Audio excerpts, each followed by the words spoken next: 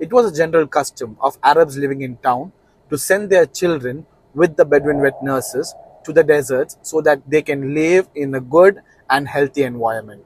The kids would develop a strong body and pure speech and manners from the Bedouins. The Bedouins were known for their chastity and language.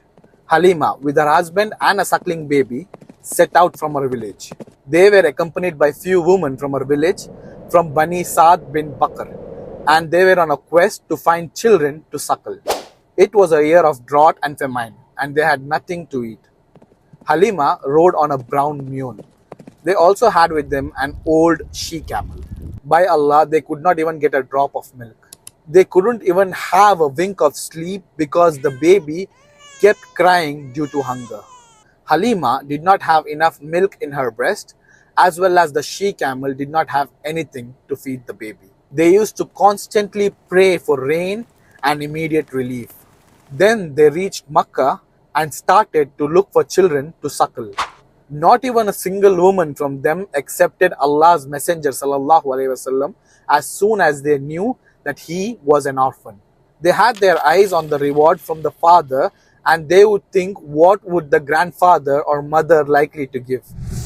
Every woman who came with Halima got a suckling, and they were about to depart.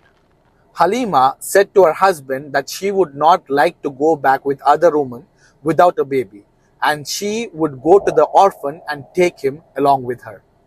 Her husband replied that there is no problem in doing so. Probably Allah might bless us through him. So Halima took Allah's Messenger ﷺ as she did not have any other alternative.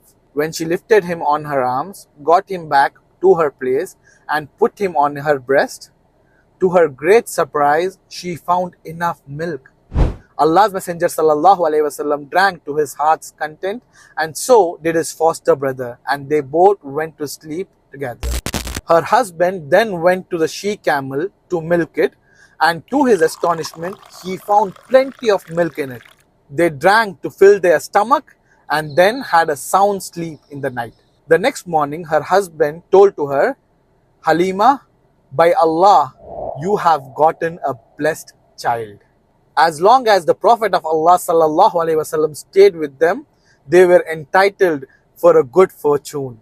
The mule that she rode to Makkah was lean and lame, but now was stout. Their barren lands were sprouted with goodness, and their livestock became healthy. Muhammad ﷺ stayed with Halima till 2 years until he was weaned. Then they took him back to his mother. They requested his mother to have him stay with them so that they may benefit from the good fortune and the blessings he brought with him.